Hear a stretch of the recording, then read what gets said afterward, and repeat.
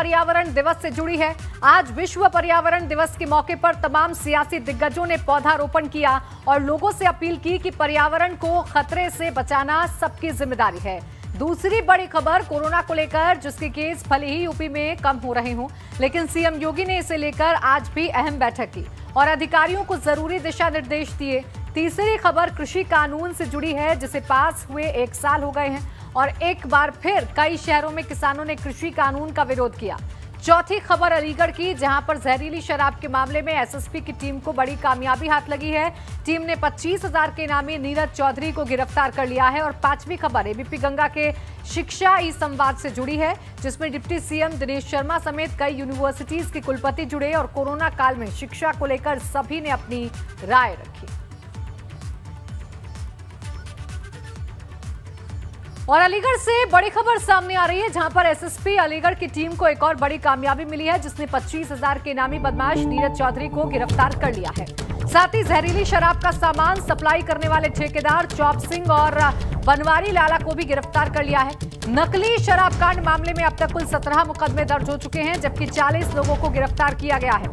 50,000 के इनामी विपिन यादव के और 25,000 के इनामी मुनीश शर्मा की गिरफ्तारी के बाद अब 35,000 के इनामी नीरज चौधरी को भी पुलिस ने गिरफ्तार कर लिया है। तो अलीगढ़ में शराब कांड सामने आने के बाद लगातार पुलिस का ऑपरेशन जारी है और 25,000 का इनामी बदमाश भी अब पुलिस की गिरफ्त में आ चुका है। प्रदेश के मुखिया योगी आदित्यनाथ की शराब माफियाओं के खिलाफ कड़ी कार्रवाई के निर्देश के बाद प्रशासन लगातार एक्शन मोड में है। प्रशासन ने आज अलीगढ़ शराब कांड के मुख्य अभियुक्त ऋषि शर्मा, जिस पर 50,000 का इनाम घोषित है, उसके फार्म हाउस पर कार्रवाई की। ऋषि शर्मा ने अपने फार्म हाउस के अंदर सरकारी जमीन को भी घेर कर रखा हुआ था और 4 दीवारी कराकर रखी थी, जिसके बाद आज तहसील कोल की टीम ने पहुंचकर 4 दीवारी को ध्वस्त करते हुए सरकारी जमीन को खाली करवाया।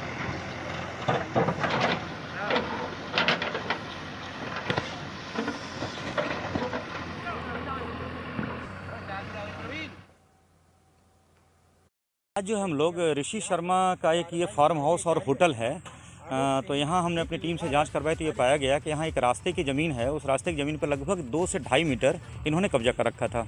और ख़ुद भी आप देखेंगे यहाँ पर तो पीछे जो आगे ज़मीन बनी, आगे जो बना हुआ है वो थोड़ा हट के बना हुआ, जबकि ये आगे बढ़ा के बनाए हुए थे। तो आज हमने इनकी 4 दीवारी को ध्वस्त किया है। जो 2 या 2.5 मीटर ज़मीन जो इन्होंने कब्जा कर रखा था उसको हमने मुक्त करवाया। अभी और भी हम इसमें जाँच करें कि कहीं और सरकारी संपत्ति मिलती है तो उस पर भी हम इसको मुक्त करवाने की कार्रवाई करेंगे। और मेरठ से बड़ी खबर सामने आ रही है, जहां पुलिस ने कंकरखेड़ा इलाके से बड़ी तादाद में अवैध शराब बरामद की है। पुलिस ने मौके से लाखों लीटर अवैध शराब बरामद की है, साथ ही नकली शराब बनाने के उपकरण भी बरामद किए हैं। अलीगढ़ में हुए शराब कांड के बाद मेरठ पुलिस लगातार अवैध शराब तस्करों पर निगाह बनाए हुए है और जानकारी के आधार पर छापा मारकर पुलिस ने इस कार्रवाई को अंजाम दिया है। पुलिस ने मौके से करीब दर्जन भर लोगों को गिरफ्तार भी किया है।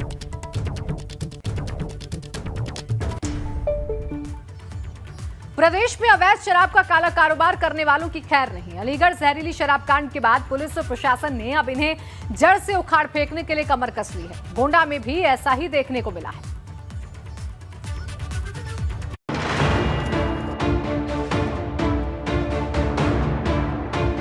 अलीगढ़ जहरीली शराब कांड के बाद पुलिस प्रशासन ने प्रदेश में अवैध शराब और शराब माफियाओं के खिलाफ अभियान तेज कर दिया है। कहीं सरकारी शराब के ठेकों पर बिकने वाली शराब का सत्यापन हो रहा है, तो कहीं अवैध शराब और नकली शराब को मौके पर ही नष्ट किया जा रहा है। अवैध शराब के खिलाफ अभियान, शराब माफियाओं में हड़कंप,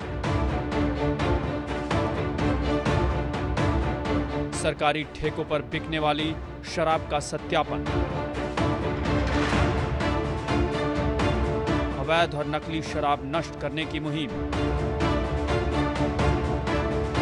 ये गोंडा जिले से आई तस्वीर है, जहां शहर हो या गांव, हर जगह अवैध शराब और शराब माफियाओं के खिलाफ आर पार की कार्रवाई जारी है। तमाम थानों और आबकारी विभाग की टीम कहीं सरकारी शराब ठेकों पर बिकने वाली शराब का सत्यापन कर रहे हैं, जिससे अवैध शराब की बिक्री पर रोक लगाई जा सके। इस दौरान एक एक चीज का बारीकी से निरीक्षण किया जा रहा है। वहीं दूसरी तरफ गांव में छापेमारी कर अवैध, कच्ची और नकली शराब बरामद करके उसे मौके पर ही नष्ट किया जा रहा है।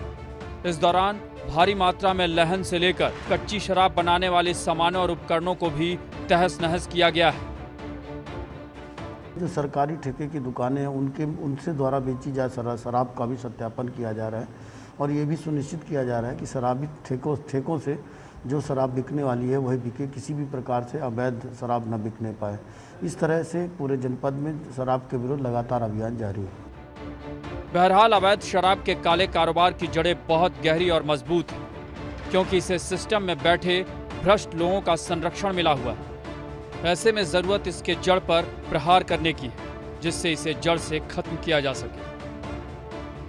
Bureau report, ABP Ganga.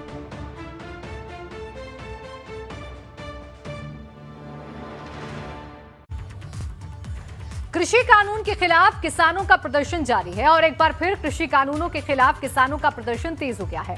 कई जगहों पर नाराज किसानों ने विरोध प्रदर्शन किया। हम आपको टीवी स्क्रीन पर 6 अलग-अलग तस्वीरों को दिखा रहे हैं, जहां पर कृषि कानून लागू होने के 1 साल पूरे होने पर किसानों ने विरोध प्रदर्शन किया।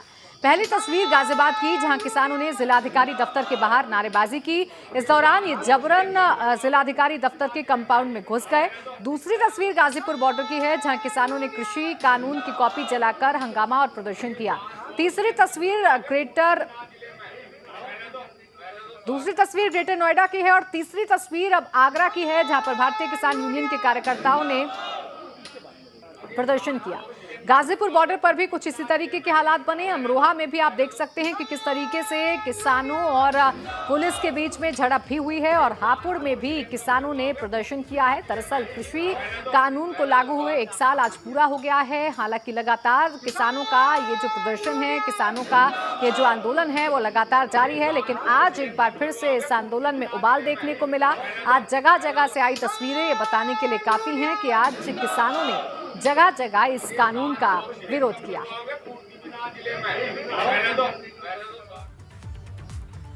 कोरोना काल में फिर से गौतम बुद्ध नगर के ग्राम पंचायत सदस्य चुनाव होने हैं। आपको बता दें कि जिले में ग्राम पंचायत सदस्यों के खाली पदों के लिए 12 जून को मतदान किया जाएगा, जिसमें 88 ग्राम पंचायतें हैं, जिसमें ग्राम पंचायत सदस्यों के कुल 509 पद खाली हैं। चुनाव के लिए 6 जून को नामांकन दाखिल किया जाएगा। त्रिस्तरीय पंचायत चुनाव के बाद 41 ग्राम पंचायतों में समितियों का गठन हो चुका है। वहीं 47 ग्राम पंचायतों में अभी भी ऐसा नहीं हो पाया है। बाकी बचे 509 पदों के लिए जहां 12 जून को मतदान होगा, तो वहीं मतों की गणना 14 जून को की जाएगी। 12 जून को सुबह 8 बजे से शाम 5 बजे तक मतदान किया जाएगा। जिला पंचायती राज अधिकारी की माने तो चुनाव के दौरान कोविड प्रोटोकॉल का पूरी तरह से पालन करवाया जाएगा, जिसके लिए तैयारी पूरी कर ली गई। प्रयास किया गया था प्रशासन ने कि सभी जो है कोई पद रिक्त न रहे, लेकिन प्रधान ने अपनी राजनीतिक इच्छाओं के पूरा करने के लिए उन्होंने सदस्यों को लड़ाने का प्रयास नहीं किया, इसलिए पद रिक्त रह गए। और इस बार अब ये तैयारी है कि जिलाधिकारी महोदय द्वारा जो है आरओ की नियुक्ति की जा चुकी है। एडीएम मैडम द्वारा इसके लिए बैठक भी की जा चुकी है और अब तक जो है ब्लॉकों में जहाँ जहाँ के मतदान होगा, नामांकन होगा, नामांकन के लिए बैरिकेटिंग हो चुकी है। फॉर्म लेने आए हुए हैं क्या? जी हाँ जी। क्या नाम है आपका? अजीत प्रताप सिंह। तो किस गांव से ले रहे हैं आप? बिसाड़ा से जी। बिसाड़ा से जी, वार्ड नंबर 14 से। तो वहाँ पर चुनाव नहीं हुआ था? नहीं, चुनाव नहीं होता। तो कल नॉमिनेशन है? जी सर।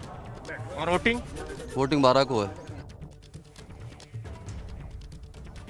और अब आपको ये भी जानकारी देते हैं कि गौतम बुद्ध नगर में कहां-कहां कितने ग्राम पंचायत सदस्यों के पद खाली हैं, जिनके लिए चुनाव होने वाले हैं। आपको बता दें कि जिले में ग्राम पंचायत सदस्यों की कुल संख्या 1114 है, जिसमें से 509 पद खाली हैं। इसमें से बिसरख में 141, दादरी में 166, जेवर में 202 पद खाली हैं।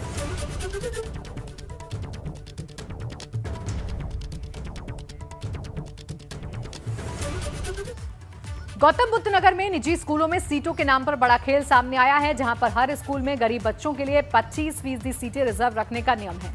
लेकिन इस बार जिले के प्राइवेट स्कूलों में 25% सीटें कम नजर आ रही हैं। स्कूलों ने चालाकी दिखाते हुए गरीब बच्चों के लिए अनिवार्य 25% सीटों को कम कर दिया है। जिला बेसिक शिक्षा अधिकारी ने मामला सामने आने के बाद इसकी जांच के आदेश दे दिए थे और जांच में पाया गया कि प्राइवेट स्कूलों ने इस बार 25% सीटें कम कर दी हैं। ऐसे में बीएसए की ओर से इन स्कूलों को नोटिस भेजकर जवाब मांगा गया है। ग्रेटर नोएडा के करीब 33 स्कूलों से बेसिक शिक्षा अधिकारी ने जवाब मांगा है।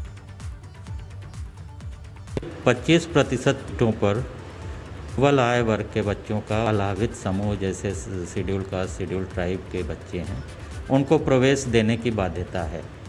गत वर्षों में इन विद्यालयों में सीटों की संख्या अधिक थी, परंतु इस सत्र में इन्होंने सीटों की संख्या कम पोर्टल पे दिखाई है। तो उसी के लिए कि किस कारण से इन्होंने सीटों की संख्या कम की है, उसके लिए नोटिस दिया गया है। कुछ नोटिस का जवाब वगैरह अभी तक तो किसी विद्यालय का जवाब नहीं आया है। फिरोजाबाद में कोरोना से दो हाथ करने वाले कोरोना वॉरियर का अनोखा रंग देखने को मिला। यहां कोरोना अस्पताल में ड्यूटी करने वाले स्वास्थ्यकर्मी काम की थकान को दूर करने के लिए नाचते गाते नजर आए। इनकी हंसी और खुशी के आगे आज कोरोना जरूर रो रहा होगा। आखिर कौन कहता है कि कोरोना नहीं हारेगा? कोरोना हारेगा, जरूर हारेगा और ऐसे ही हारेगा। बस हराने वाला कलेजा चाहिए। अब इन्हें ही देख लें, कोरोना इनका क्या बिगाड़ लेगा। आत्मविश्वास और सावधानी से लबरेज पीपीई किट पहने फिरोजाबाद के कोविड अस्पताल में तैनात ये स्वास्थ्यकर्मी हैं, जिनमें डॉक्टर, टेक्नीशियन, नर्स से लेकर तमाम स्टाफ शामिल है। ये सभी आइसोलेशन वार्ड से अलग बनाए गए कंट्रोल रूम में मोबाइल पर बज रहे म्यूजिक और गाने की धुन पर थिरक रहे हैं। कुछ तो खुद गा भी रहे हैं। सभी एक ही तरह की पीपीई किट पहने हैं। अब इन्हें देखकर कौन कह सकता है कि कोरोना के कारण सारी दुनिया तनाव में? बिल्कुल नहीं। आखिर इन्हें भी पता है कि कोरोना कातिल जरूर है, लेकिन सावधानी, सतर्कता और सेवा भाव के सामने कोरोना की एक नहीं चल सकती। तभी तो ये कोरोना वॉरियर बेखौफ दिन रात काम करते हुए थकान को भी थका देने का मादा रखते हैं। खुद इन्हीं की जुबानी सुन लीजिए। हम लोग मरीजों का काम करते करते थकान महसूस करने लगे थे, इसीलिए हम लोगों ने सोचा कि कुछ मनोरंजन करें जिससे कि हमारे अंदर उत्साह आए और मरीजों की सेवा अच्छे से कर सकें। अब तो समझ ही गए होंगे कि इन्हें यूं ही कोरोना वॉरियर नहीं कहते। कोरोना आज इनके हिम्मत, हौसले और हंसमुख चेहरे को देखकर जरूर हारा हुआ महसूस कर रहा होगा।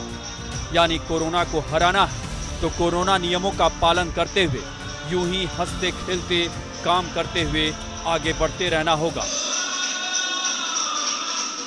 एबीपी गंगा के लिए फिरोजाबाद से कृष्णा की रिपोर्ट। अमरोहा के नगरपालिका क्षेत्र में सैनिटाइजर विशेष अभियान चलाया गया। प्रदेश सरकार ने 2 दिन का वीकेंड लॉकडाउन लगा रखा है, जिसको लेकर प्रशासन कोरोना जैसी भयंकर बीमारी पर काबू पाने के लिए जिले की 5 नगरपालिका क्षेत्र और जिले के सभी प्राथमिक स्वास्थ्य केंद्र में नगरपालिका की ओर से विशेष सैनिटाइज अभियान चलाया गया। नगरपालिका सहित दर्जनों जिलों में बने सरकारी अस्पतालों में भी विशेष सैनिटाइज अभियान चलाया गया ताकि कोरोना जैसी भयंकर बीमारी से बचा जा सके। प्रदेश में कोरोना के बढ़ते हुए संक्रमण को देखते हुए सरकार ने अप्रैल माह में भी सभी सरकारी अस्पतालों में ओपीडी सेवा बंद कर दी थी, जिससे मरीजों और उनके तीमारदारों को काफी कठिनाइयों का सामना करना पड़ा था। लेकिन एक बार फिर संक्रमण में कमी को देखते हुए सरकार ने सरकारी अस्पतालों में कोविड प्रोटोकॉल का पालन करते हुए ओपीडी सेवा शुरू कर दी। आजमगढ़ के मंडलीय अस्पताल में करीब 1 माह बाद ओपीडी सेवा शुरू हुई, लेकिन इसमें सोशल डिस्टेंसिंग का पालन नहीं किया जा रहा है। मरीजों और उनके तीमारदारों के बैठने के लिए और लाइन में लगने के लिए 1-1 मीटर पर गोले बनाए गए हैं, लेकिन मरीज इसका पालन नहीं कर रहे हैं। बड़ी बात तो यह है कि कोविड की गाइडलाइन का पालन कराने के लिए स्वास्थ्य विभाग का कोई भी कर्मचारी डॉक्टर के चेंबर के सामने मौजूद नहीं है। हालांकि प्रमुख चिकित्सा अधीक्षक का दावा है कि हॉस्पिटल में कोविड प्रोटोकॉल का पालन करवाया जा रहा है। सोशल डिस्टेंसिंग हमारे यहाँ पूरी तरह से लागू है। जगह जगह पर गोले बने हुए हैं और उसके आधार पे ही रोगियों को खड़ा होना तथा बैठना है। लेकिन सर बाहर कुछ लोग एकदम इकट्ठा होकर खड़े हैं, उसमें क्या कहेंगे? लोगों को इसके लिए जागरूक किया जा रहा है और पिछले 1.5 साल से सरकार के द्वारा भी और हमारे द्वारा भी उनको जागरूक किया गया है। और जगह जगह हो रही बेमौसम बरसात ने किसानों की चिंता बढ़ा दी है। पहली तस्वीर मिर्जापुर की है, जहां तेज आंधी तूफान के साथ मूसलाधार बारिश शुरू हो गई। तेज बारिश और आंधी ने किसानों के माथे की शिकन बढ़ा दी है, जिनकी फसल बर्बाद होने का खतरा बढ़ गया है। तो वहीं दूसरी तस्वीर फतेहपुर के हुसैनगंज की है, जहां तेज बारिश के साथ आए तेज आंधी तूफान ने केले सहित दलहन की फसल बर्बाद कर दी है, जिससे किसान खासा परेशान है। किसानों की माने तो हुसैनगंज में सबसे ज्यादा यहाँ के किसान केले की खेती करते हैं, जहां कल शाम आई आंधी से केले की फसल बर्बाद हो गई। 60 से 70% केले की फसल नष्ट हो गई, जिससे किसानों को भारी नुकसान हुआ है। अब क्षेत्र के किसानों ने अपनी बर्बाद हुई केले की फसल की भरपाई के लिए राज्य सरकार से मुआवजे की मांग की है। पर्यावरण दिवस के मौके पर दुनिया भर में लोगों ने लाखों पेड़ पौधे लगाए। इस दौरान भारत में भी आम से लेकर खास लोगों ने बढ़ चढ़कर हिस्सा लिया। टीवी स्क्रीन पर आपको हम तस्वीरें दिखाते हैं। 4 अलग अलग जगहों से तस्वीरें आई हैं। पहली तस्वीर उत्तर प्रदेश के मुख्यमंत्री योगी आदित्यनाथ की है, जिन्होंने लखनऊ में पौधा लगाकर पर्यावरण दिवस पर जागरूकता अभियान को आगे बढ़ाया। वहीं दूसरी तस्वीर देहरादून की, जहां उत्तराखंड के मुख्यमंत्री तीरथ सिंह रावत ने भी पर्यावरण दिवस पर पेड़ लगाया और लोगों से ज्यादा पेड़ लगाने की अपील की। तीसरी तस्वीर गोरखपुर की है, जहां यूपी सरकार के जल शक्ति मंत्री डॉक्टर महेंद्र सिंह और स्थानीय सांसद रवि किशन ने पर्यावरण दिवस के मौके पर कहा कि पेड़ पौधे जीवन का आधार है, क्योंकि इससे हमें प्राणवायु मिलती है। वहीं आगरा में पुलिस लाइन में वृक्षारोपण किया गया। यहां एडीजी आगरा जोन ने कहा कि सभी पुलिस लाइनों, थानों और चौकियों में 1 महीने तक सघन वृक्षारोपण अभियान चलाया जाएगा।